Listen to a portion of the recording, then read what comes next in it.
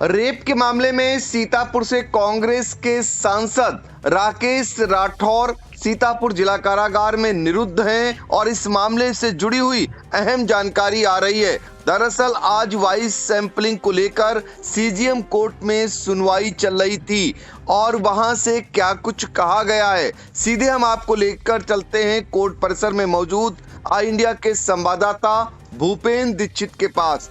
भूपेंद्र, बताइए पूरा क्या मामला हुआ आज और वॉइस सैंपलिंग को लेकर कोर्ट में दोनों पक्षों की ओर से क्या कुछ कहा गया?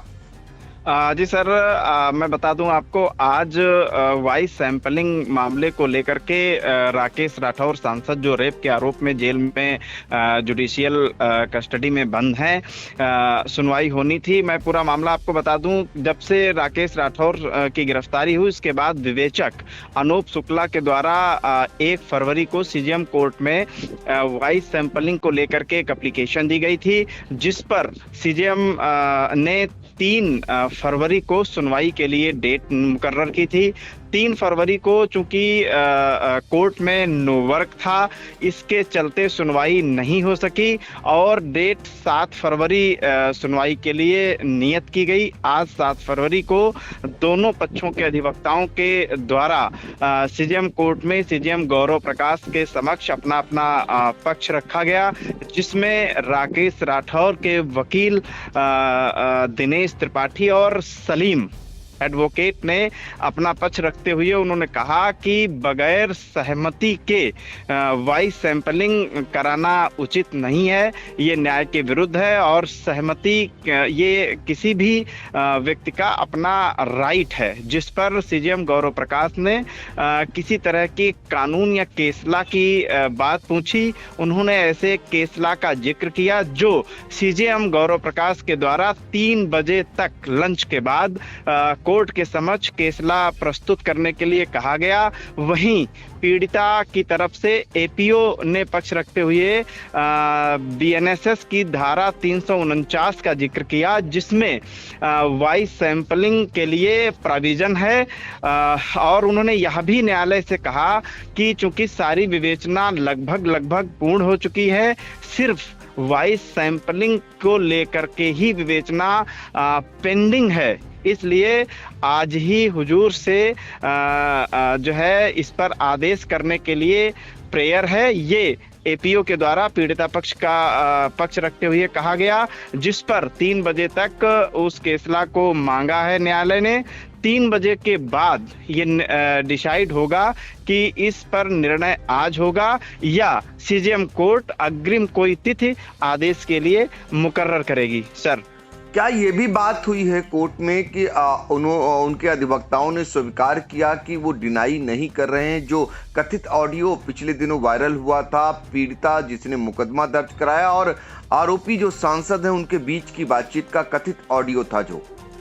जी सर, इस तरीके की बात राकेश राठौर के अधिवक्ता हारिस कमाल अयूबी के जूनियर एडवोकेट सलीम ने कही कि चूंकि 4 वर्षों से लगातार बात की स्वीकारोक्ति ऑडियो में दोनों पक्षों के द्वारा की जा रही है, ऐसे में किसी तरह की ऑडियो वॉइस सैंपलिंग की आवश्यकता न्यायालय के समक्ष पक्ष रखते हुए उन्होंने कहा आवश्यक नहीं है। और ये भी उन्होंने कहा कि चूंकि हम बात नहीं होती है या हमारी ये आवाज नहीं है, ऐसा कुछ डिनाई नहीं किया है, इसलिए भी वॉइस सैंपलिंग की कोई आवश्यकता नहीं है।